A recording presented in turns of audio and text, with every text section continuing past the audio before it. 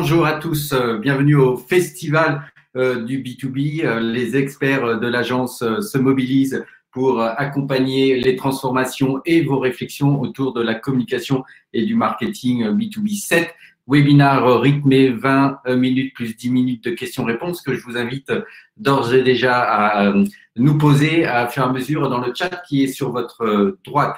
On va parler maintenant des petits détails créatifs qui peuvent faire la différence. Donc, je me présente, je suis Laurent Olivier, un des directeurs associés de l'agence Aressi. Un mot sur Aressi. Donc, on est l'agence B2B au sein du groupe Epoca. Avec cette vision, c'est que le B2B, c'est pas que business to business, c'est brand to business, c'est bien travailler votre marque pour faire du bon business pour la suite. Et une des illustrations importante, un des leviers importants, c'est le travail autour de la créa. Et c'est pour ça que dans ce cadre de ce festival, on a voulu vous proposer une session dédiée et on va accueillir Baptiste Depraille, qui est donc directeur création digitale chez Epoca, Aressi faisant partie du groupe. On a une équipe créative unifiée, quasiment 50, plus de 50 personnes si on compte toutes les équipes aussi de production, le studio. Et donc, Baptiste, à toi, et je t'invite à te présenter et nous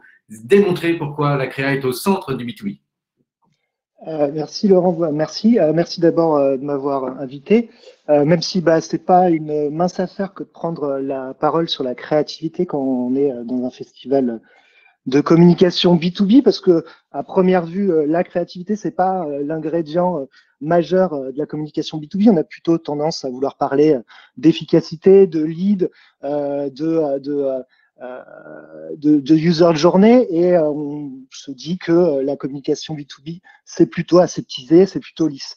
Après, effectivement, moi, ça me parle de parler de créativité pendant ce festival, parce que avant même d'être directeur de création digitale, j'étais UX designer, et donc je travaillais sur l'efficacité des interfaces utilisateurs. Donc je dessinais des sites internet, et donc je travaillais davantage sur l'efficacité. Et j'ai fait ce switch qui est de passer de l'efficacité rationnelle qu'on peut retrouver dans la communication B2B, l'efficacité qui passe par des études, qui passe par des focus group, qui passe par des stats, à une efficacité un peu différente, qui est une efficacité émotionnelle à travers la création.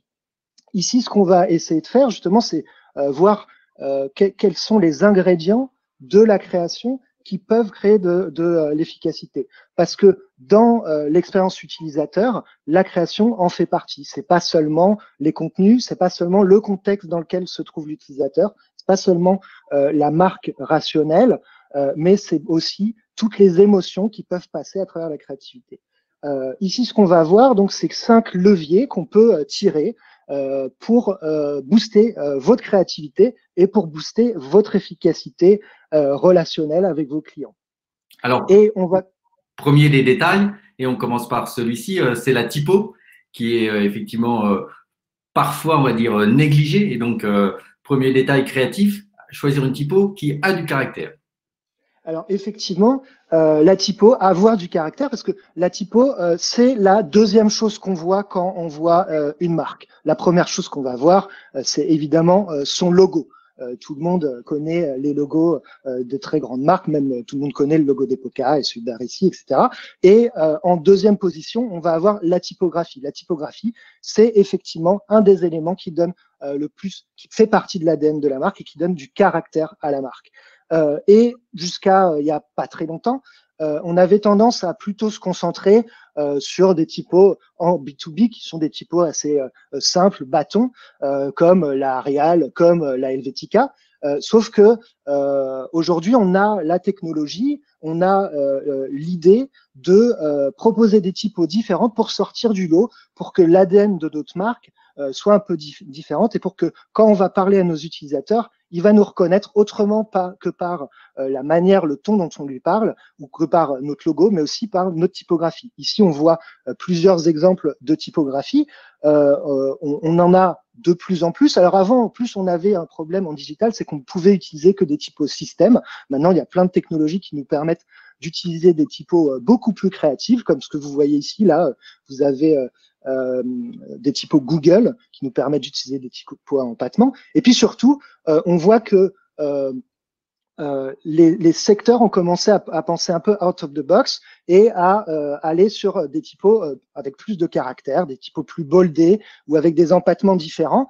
Et puis parfois, il y a des surprises. Par exemple, là, Mailchimp, c'est une boîte hautement de techno. Hein. Finalement, ça sert à envoyer des mails. Hein. Je pense que vous connaissez justement en communication B2B, en marketing. Mailchimp, lui, il va utiliser une typo qui est beaucoup plus à empattement. On s'attend pas vraiment d'une boîte qui est une boîte de techno d'utiliser de la typo en empattement. Un autre exemple avec cette assurance santé qui s'appelle Alan et qui là va utiliser une typo beaucoup plus bold que la typo strict qu'on pourrait s'attendre à avoir pour une typo pour une boîte d'assurance santé.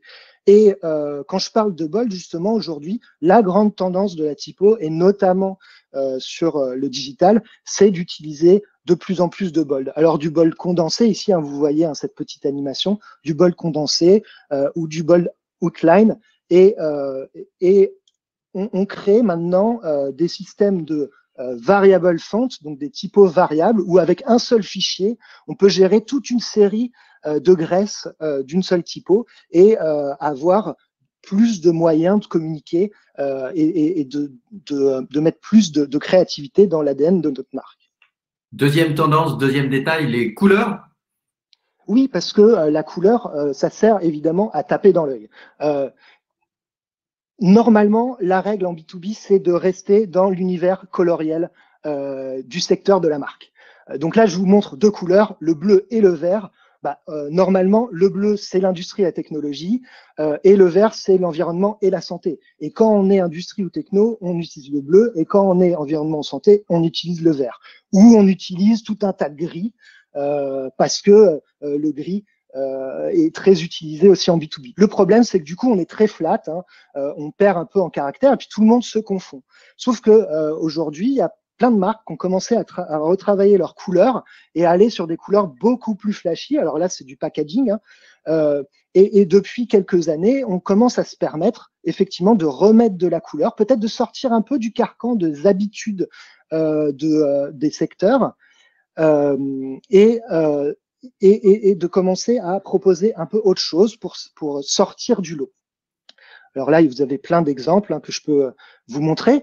Jusqu'à présent, il y avait beaucoup de travail sur les couleurs un peu plus flashy, puis maintenant, on revient sur des couleurs un peu plus naturelles, des demi-tons, comme là, vous pouvez voir. Et voilà, Natural High. Et on recrée un univers à travers ces couleurs-là pour essayer de passer sur quelque chose de plus, de plus sympa, avec plus de caractère. Alors évidemment, on aura toujours la couleur de l'année. Alors cette année, la couleur de l'année, c'est ce classique bleu hein, donné par le Pantone. Mais faut pas hésiter à choisir d'autres couleurs que celles qu'on a aujourd'hui dans notre secteur, parce que effectivement, c'est encore une fois un des leviers de créativité qu'on peut activer.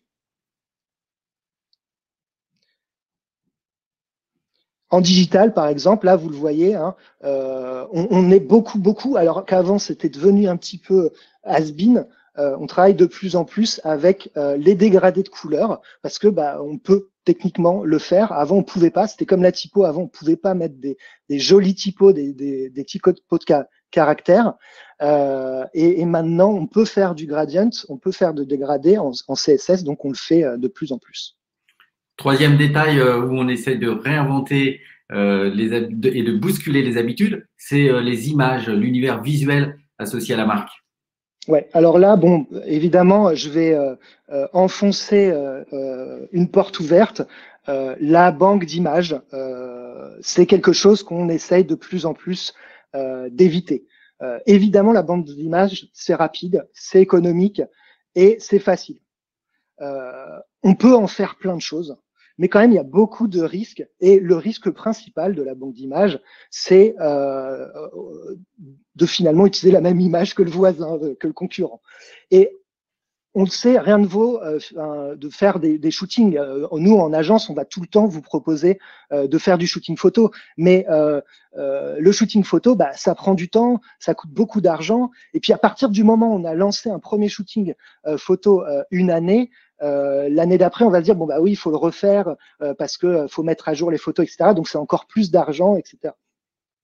On le sait, ça, on comprend que c'est pas toujours évident pour un annonceur de faire du shooting photo, hein, de se créer cette banque d'images qui est une banque d'images personnelle de l'ADN de la marque. Et donc, de plus en plus, on va proposer une autre alternative qui est l'illustration. Alors, l'illustration, elle a plusieurs avantages. Déjà, bah, elle peut être très différente, c'est-à-dire des typologies d'illustration, il y en a des dizaines et des dizaines, pratiquement autant que d'illustrateurs. Ici, on a deux typologies d'illustration très différentes, une qui est plus crayonnée avec des textures qui est sur la gauche, et puis une autre qui est davantage en 3D isométrique. Les deux sont très colorées, mais finalement, elles ont des couleurs assez proches, mais voilà, elles ne vont pas dire la même chose. L'avantage de l'illustration, c'est que une fois qu'on a trouvé sa tonalité illustrative, on va pouvoir décliner énormément et raconter beaucoup de choses à travers cette tonalité-là et faire autant d'illustrations qu'on voudra pour raconter nos histoires. L'avantage de l'illustration aussi, c'est que elle vieillit peut-être un petit peu moins vite. Alors je vous fais passer d'autres exemples entre temps. Là par exemple, c'est de l'illustration en papier collé. Elle vieillit certainement un petit peu moins vite que les images. Là où on a des exemples d'illustrations qui jouent aussi beaucoup avec les couleurs, qui sont faits par l'Office du tourisme de Paris. Et surtout, l'autre avantage de l'illustration, c'est que on va pouvoir l'animer très facilement. Moi aujourd'hui en communication digitale, il y a toute une partie de mon travail, c'est de faire du réseau social. C'est de faire de la publication sur Twitter, de faire de la publication sur Facebook, de faire de la publication sur Instagram. Et un énorme boulot qu'on fait aujourd'hui avec mon équipe, c'est de raconter des histoires à travers de l'animation. Parce qu'on sait que un post réseaux sociaux, animation, ça va générer 1200% d'engagement en plus qu'un post test image. Et ça, c'est vraiment un des avantages principaux de l'illustration, c'est passer facilement de l'illustration à l'image animée. Voilà, ici, vous avez plein de petites images animées, mais on peut aussi bien passer une petite explication pédagogique, une petite histoire de 30 secondes à un vrai film corporate de 3 minutes en illustration. Je vous passe le film corporate, on ne va pas le montrer maintenant. Je vous invite à continuer à poser vos questions dans le chat. On y répondra à la fin en les recouvrant tous. Hein. Donc, à droite ici, posez vos questions. Il y en a déjà des très intéressantes qu'on va repérer. On passe au quatrième détail, à la quatrième tendance qu'il faut intégrer. Ce sont en digital ce qu'on appelle les micro-interactions. Est-ce que tu peux nous en dire plus? Non, pas du tout. Alors, donc là, on va vraiment rentrer complètement dans le digital. Les trois premiers leviers dont on parlait, c'est des leviers qui sont, entre guillemets, assez génériques en créativité. C'est-à-dire qu'ils vont s'appliquer aussi bien au print que à l'événementiel, que au film, etc., etc. Là, la micro-interaction, c'est hautement digital. La micro-interaction, ça va être toutes les petites animations que vous voyez aujourd'hui quand vous utilisez une interface. Là, par exemple, vous êtes face à une interface, donc vous êtes face à votre ordinateur, votre smartphone, je ne sais pas, et vous avez une interface face à vous qui est faite de boutons, qui est faite de zones, etc., etc. Les micro-interactions, c'est tous les petits instants pendant lesquels l'utilisateur et l'interface vont interagir, d'accord? Avant, la seule interaction qu'on avait finalement avec l'interface, et notamment avec l'interface site internet, c'était le scroll. C'est je passe ma main sur la souris et ma page, elle va scroller. Et puis après, on a commencé à rajouter des ingrédients complémentaires, par exemple tout ce qui était relever sur des boutons, pour signifier que effectivement, quand je vais passer ma souris sur tel ou tel élément, je vais pouvoir cliquer pour lancer une action. Comment ça fonctionne? Les micro-interactions, ça fonctionne un peu comme fonctionnerait un toaster. Vous avez un déclencheur, vous allez pousser sur un bouton. Vous avez une règle qui va se mettre en place à partir du moment où vous allez déclencher la micro-interaction. Bah, la règle, ça va être que le pain va commencer à griller et vous allez avoir une réponse, c'est que le pain va sauter du toaster. Et après, derrière, on va avoir des boucles. Donc, qu'est-ce qui se passe si une autre personne réappuie sur le bouton, que ce soit un bouton toaster, un bouton d'ascenseur, etc. Et en fait, pour créer… Pardon ? On peut voir quelques exemples pour être… Complètement. Alors là, maintenant, on va n'avoir plus que des exemples. Donc là, c'est le fameux scroll dont je vous parlais. Et en fait, pour créer de l'empathie avec l'interface, on va mettre en place de plus en plus de micro-interactions. Des petites interactions sur plein de petits boutons qui vont être plus que des légers rollovers. Là, vous en voyez plusieurs exemples et qui vont créer une empathie de l'utilisateur par rapport à l'interface, qui vont créer aussi des histoires. Là, vous le voyez, c'est du scroll un tout petit peu plus avancé, hein, c'est ce qu'on appelle le parallaxe. Bon, je pense que vous en avez déjà entendu parler. Ça va créer des histoires, ça va créer des émotions et surtout, ça va créer de la satisfaction. Un des ingrédients les plus importants dans le design d'expérience utilisateur, c'est la satisfaction. Et là, clairement, travailler sur les micro-interactions, c'est travailler sur la satisfaction. Parce que l'efficacité, elle passe aussi par la satisfaction. Votre utilisateur, il va revenir, il va recliquer, il va relancer l'action parce qu'il va être satisfait de l'avoir fait. Et la micro-interaction, c'est un des éléments qui crée cette satisfaction. Au-delà du contenu, évidemment, au-delà de ce qu'on va y gagner ou ce qu'on va pouvoir acheter ou ce à quoi on va pouvoir accéder, tous ces petits moments de latence où l'utilisateur va attendre, par exemple, entre le moment où il a cliqué ou le moment où l'élément qu'il veut voir va s'afficher, va créer de la satisfaction avec la micro-interaction. Vous voyez d'autres exemples de scroll. Alors, évidemment, la micro-interaction, ça se voit hautement sur les interfaces tactiles. On va pouvoir toucher. Avant, quand on touchait un élément, il ne se passait rien. Maintenant, quand on va toucher un élément, bah, il va se passer quelque chose. Et notamment sur les smartphones, on travaille énormément aux micro-interactions sur les smartphones pour que, bah, comme dans la vie réelle, finalement, quand on se balade, quand on touche les choses, elles répondent finalement à notre toucher. Et maintenant, on va même lancer des micro-interactions qui vont être des micro-interactions sonores où, quand je suis en desktop, je passe ma souris sur un élément et il va y avoir un petit son qui va se déclencher.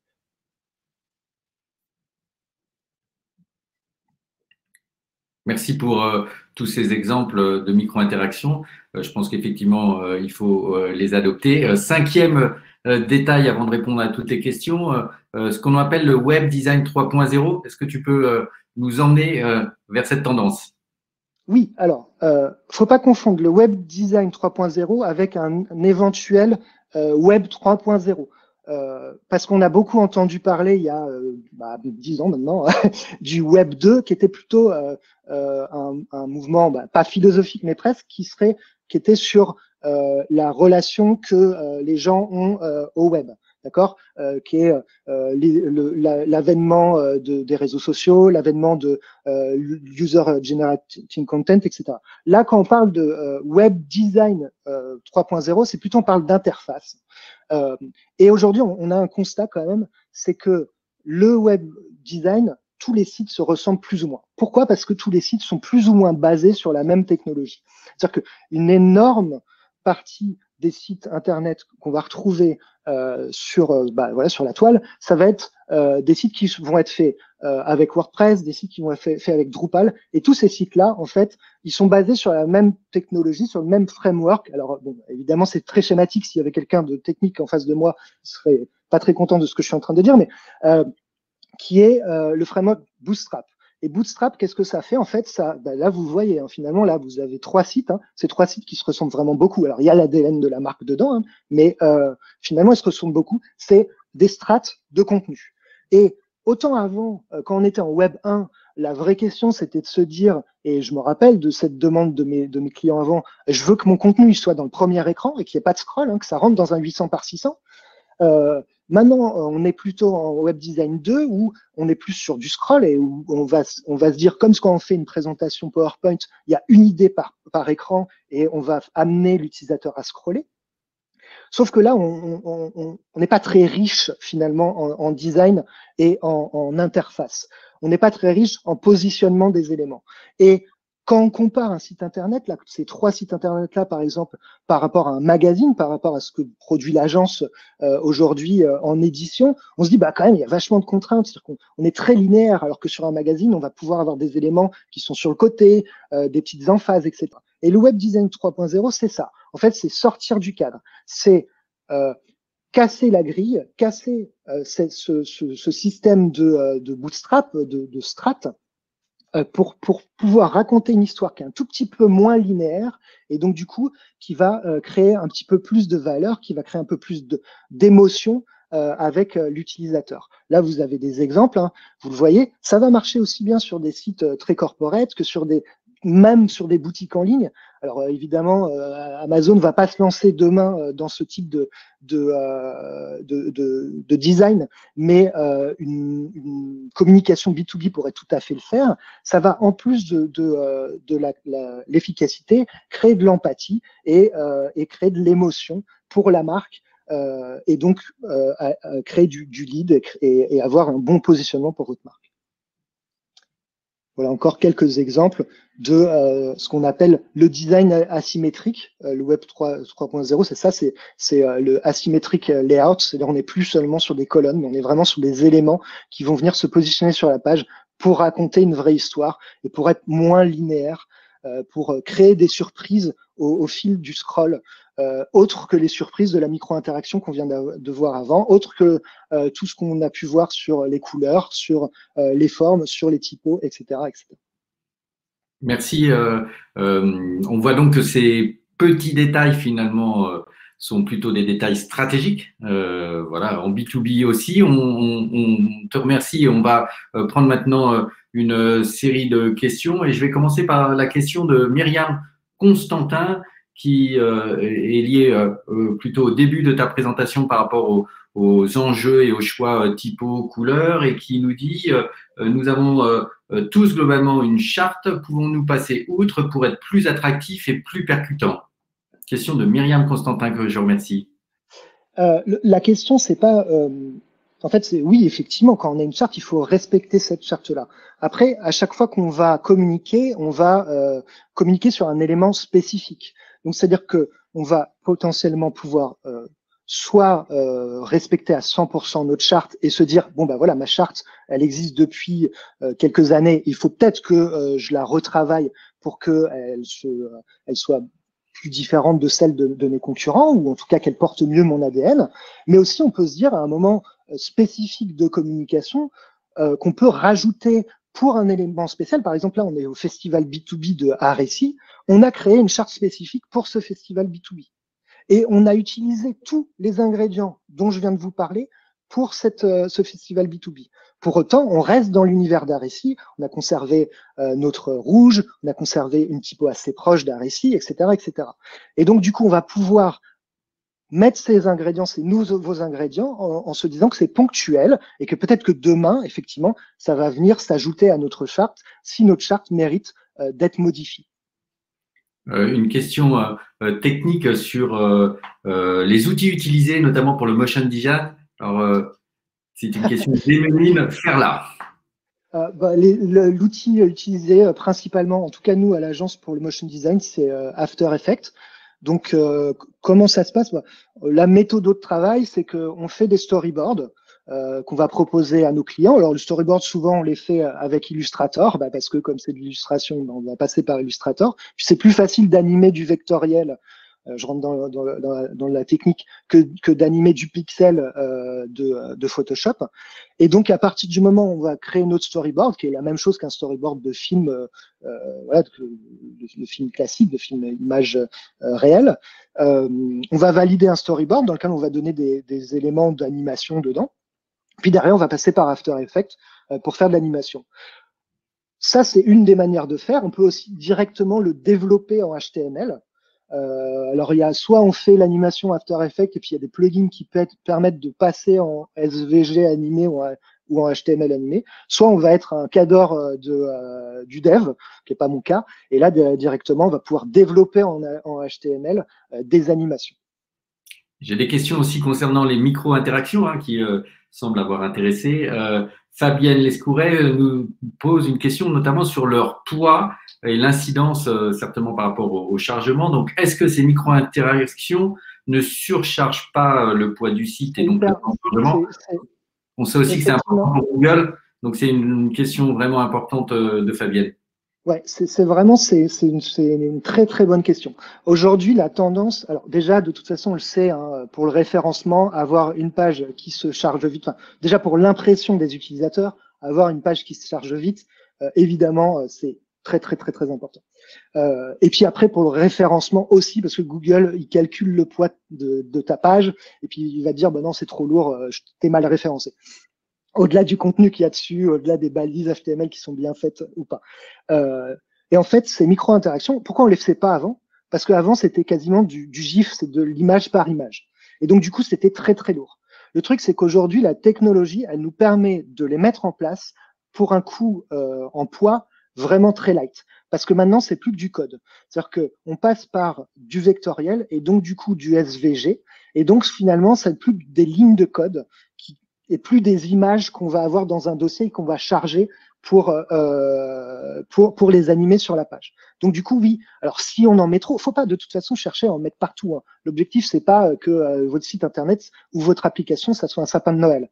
Faut que ça soit pertinent de mettre une micro-interaction. Faut que ça dise à l'utilisateur, oui, il va se passer quelque chose si tu cliques ici, ou si tu slides à gauche, ou si tu slides à droite. Mais si on le fait maintenant, si on met des micro-interactions maintenant, c'est parce que justement on peut se le permettre, parce que c'est beaucoup moins lourd en termes de poids, en termes de kilo-octets, d'en mettre sur un site ou sur une application. Deuxième question, donc concernant ces micro-interactions de Mylène Da Silva, est-ce qu'elles sont exclusivement pour le site web ou est-ce qu'on peut parler peut-être de l'application comme on a vu, du responsive? Comment ça fonctionne? Alors, la micro-interaction, ce qu'on voit le plus, c'est plutôt pour les applications. Parce que l'application, il y a le côté du toucher. Je ne sais pas si vous rappelez, mais ça existe toujours, hein, mais Apple, quand ils ont lancé l'iPhone, je ne sais pas quel numéro d'iPhone, il y avait le système de tu touches plus fort et donc du coup, il va se passer un truc différent. En fait, c'est la même chose. Et donc, les gens sont effectivement d'habitude ont plus l'habitude de voir des micro-interactions sur les apps que sur les interfaces desktop. Pour autant, ça veut rien dire. En fait, c'est pas dédié à l'un ou dédié à l'autre. Il faut le faire intelligemment sur les deux. Et quand on parle de responsive, il n'y a pas de. En fait, passer en responsive, c'est passer un peu en mode app, presque passer un peu en mode app. Et donc, du coup, il n'y a pas de limite à se dire, bah, comme c'est une app, je vais mettre des micro-interactions, ou c'est du desktop, je vais mettre des micro-interactions. Non, la question, elle se pose pas là. Il faut juste penser à la pertinence d'en mettre une ou de pas en mettre une. Et j'imagine que ça, c'est dès la conception, dès la réflexion. Ouais, complètement. Complètement. Et c'est devenu un champ de la création d'interfaces, de sites internet. C'est-à-dire que avant, quand mes designers ils me proposaient une maquette, ils me disaient bah voilà, ça c'est la maquette. Ici j'ai mis ce contenu-là, ici j'ai mis ce contenu-là, etc. Maintenant, ils font les maquettes sous Sketch. Je peux regarder la maquette et je vois déjà les rollovers. Ils me disent ah bah oui bah tu vois là sur cette galerie-là, par exemple, mon curseur il va se transformer en flèche qui va à gauche ou qui va à droite pour signifier à l'utilisateur qu'il peut cliquer pour voir la photo de gauche ou la photo de droite, etc. Donc c'est vraiment rentrer complètement dans le process de la conception d'interface digitale, micro-interaction. Si vous allez sur des blogs comme Medium, ou si vous êtes abonné à Musli, vous allez voir des milliers et des milliers d'articles qui disent ah comment c'est tellement génial la micro-interaction. Là pour préparer cette petite présentation, j'aurais pu vous en parler pendant des milliers d'années. Les superlatifs sur la micro-interaction sur Internet aujourd'hui, je crois que c'est ce que tu peux trouver de plus énorme. Merci Baptiste. On va tous remercier Baptiste Depraz. Je rappelle que vous êtes directeur de création digitale chez Epocha. Merci et vous allez tous recevoir cette présentation. Le festival B2B continue. C'est 7 webinars sur différents thèmes, tous animés par les experts de l'agence. À très bientôt pour une prochaine histoire. Merci. Bonne journée.